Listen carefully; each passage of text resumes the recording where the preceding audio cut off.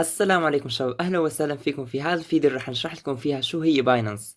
باينانس طبعا شباب منصة عالمية كبيرة جدا. بجوز الناس ما بتعرف عنها بسوريا، ولكن هي منصة من اكبر المنصات عالميا، لدرجة انه بتركيا في اكثر من 20 مليون بيستخدم منصة باينانس. مبدئيا شو هي باينانس، شو ممكن تستفيد منها، راح اشرح لكم كل شيء بهذا الفيديو حتى تتعلموا كيف تستخدموها وشو ممكن تعملوا فيها وكيف تستفيدوا. مثل ما انكم شايفين شو بتفيدكم هي، راح نشرح لكم خطوة بخطوة. ننتقل إلى الصفحة اللي بعدها. مثل ما أنا شايفين شو هي باينانس. باينانس منصة عالمية للكريبتو، يعني العملات المشفرة، والناس بسوريا بتستخدمها لعدة أمور مفيدة. بتشتري وبتبيع USDT اللي هي الدولار الرقمي، وبيتكوين أيضا. بتستقبل حوالات من الخارج وأوروبا وتركيا بسهولة، وبتحول أموالك وبتبيع وبتدير رصيدك بشكل كامل. أيضا فيك تدفع وتشتري أونلاين من خلال باينانس. أيضا بالنسبة للمبتدئين، أول شيء أهم شيء إنك تبدأ مع عملة USDT، لأن هي أهم شيء، هي العملة الرقمية الموجودة في باينانس. تمام يا شباب، ننتقل إلى السلايد اللي بعده ونشوف شو فيه. مثل ما أنا شايفين ليش باينانس مهمة بسوريا. أول شيء فيك تستلم مصاري من تركيا وأوروبا بسرعة كبيرة. فيك تحتفظ بقيمة المال بشكل أفضل من الليرة أحيانا، لأن عم تحفظ بالدولار. وفيك تشتري USDT اللي هو الدولار الرقمي حسب الحاجة. أيضا فيك تدفع لبعض الخدمات الأونلاين هون بالتليجرام كتير. تمام، حتى نحن مثلا في ليرة كاش بندفع لكم من خلال باينانس UID، من خلال عنوان الباينانس، لأن هذا الشيء سريع جدا وما بيصعب علينا أبدا المشكلة. مثل شام كاش، مثلا نحن بشام كاش حتى ندفع ل100 شخص رح نتعذب كتير وممكن يجينا حظر من المنصة، لأن عم ندفع لآلاف الناس. أما في باينانس هذا الشيء مش موجود. طيب، أيضا فيك كمان تتعلم وتتاجر وتربح وتستفيد. تمام يا شباب، ننتقل للصفحة اللي بعدها ونشوف شو فيه. مثل ما خبرتكم، فيكم تستلموا أموال من الخارج، من تركيا أو أوروبا، بخطوات بسيطة. أول شيء من الشخص الخارج بيبعت لك USDT على حسابك في باينانس. بعدين الرصيد بيوصل لحسابك خلال دقائق. بعد ما يوصلك بتحوله لشام كاش أو بتحتفظ فيه.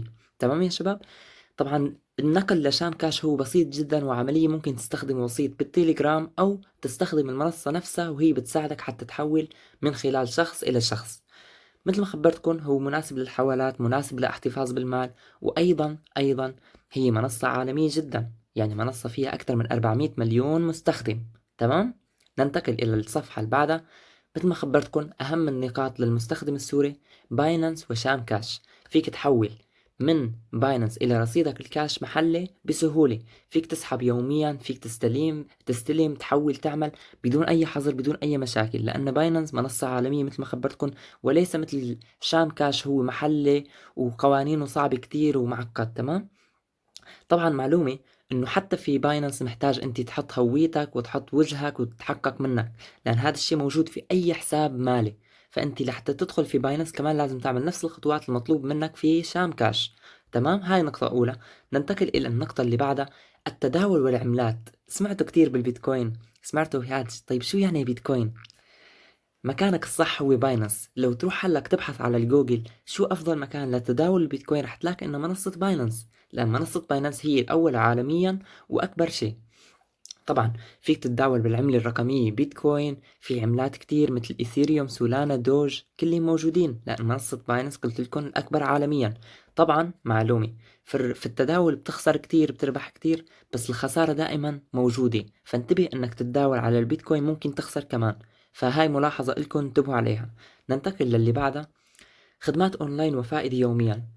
الباينانس ليست فقط للتداول، لا، انت فيك تشتري خدمات أونلاين، فيك تدفع لبعض الاشتراكات، فيك تستلم منها وتستقبل، فيك تحتفظ بمالك هونيك.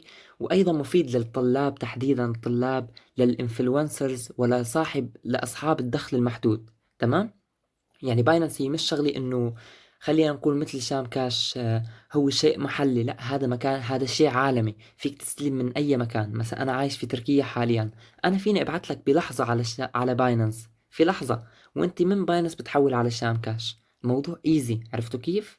ننتقل للصفحة اللي بعدها، كيف السوري بيستفيد من هذا الشيء. أول شيء التعلم الأساسيات. نحن عندنا قناة على اليوتيوب رح نشرح لكم فيها كل الأساسيات، من هونيك بتتعلموا كيف تستخدموا باينانس وكيف تستفيدوا منها. أيضا فيك تستلم حوالات USDT من الخارج، مثل هلأ انتوا رح تستلموا مني $2 لأن رح تسجلوا في المنصة. فأي شخص بيسجل بالمنصة رح ياخد $2 على التسجيل، بعدين لازم يكمل مهمة أخرى حتى يستلم $2 أخرى، يعني المجموع $4.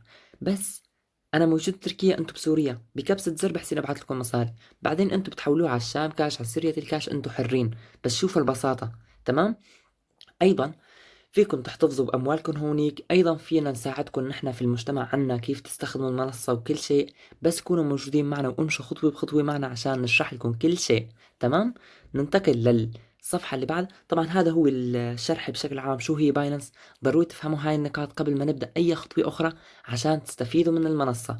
طبعا ملاحظة، حتى تستفيد من الجوائز والفعاليات اللي نحن بنسويها والهدايا في باينانس، حصرا لازم تكون مستخدم رابطنا. نحن كل فترة إذا ما لحقت هلأ تكون من ال 500 شخص اللي سجلوا في باينانس هاللحظة هاي، في المستقبل رح نسوي فيديوهات جديدة ورح نعمل فعاليات جديدة للأشخاص يلي ما سجلوا. فأنت إذا ما سجلت هلأ لا تسجل، وانتظرنا حتى نعمل حملة جديدة ونعطيك رابط الإحالة، لأن بدون رابط الإحالة تبعنا مش رح تستفيد أي شيء. فلازم تسجل من خلال رابط الإحالة تبعنا عشان تترشح للهدايا وتستفيد $4 مجرد إنك تعمل حسابك وتجهز نفسك. تمام يا شباب. هاي النقطة الأولى. تاني نقطة، نحن إن شاء الله دائما رح نسوي لكم حملات على باينانس، لأن باينانس بتدعمنا ماديا. ويا شباب طبعا أكيد أنتم بتعرفوا في كتير منصات مثل دوبيبو ومنصات النصب اللي عرفتوها إنه تعملوا إيداع وتاخذوا مصاري. نصب. نصب والله العظيم، نصب، منصات نصب، لا تقربوا عليهم. انتوا هون منصة باينانس مش شيء انه يكون نصب. منصة باينانس موجودة من 10 سنين، موجودة من 10 سنين، ومنصة باينانس فيها 400 مليون مستخدم، يعني قد سوريا 20-40 مرة.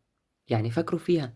فالموضوع هون انتوا لا تقولبوا بموضوع نصب وتداول، لا لا لا لا، ما حدا طالب منك تداول، لا طلبنا منك تعمل، ما حدا طالب منك تعمل ايداع. طلب منك ما في ايداع، مو مطلوب منك تعمل ايداع، ما بدك تعمل ايداع لا تعمل. المهمة حتى تدخل تسويها مش مطلوب منك تعمل ايداع من مصاريك الخاصة، مش طالبين منك ولا رح نطلب منك. ما في نصب هون. وصلتكم الفكرة؟ بعتقد وصلتكم. آه هيك بكون شرحت لكم كل شيء. تابعونا على التليجرام، بالتليجرام دائما رح نعمل لكم حملات وفعاليات خاصة فيكم. وشكرا لكم ونلقاكم بفيديو آخر. السلام عليكم.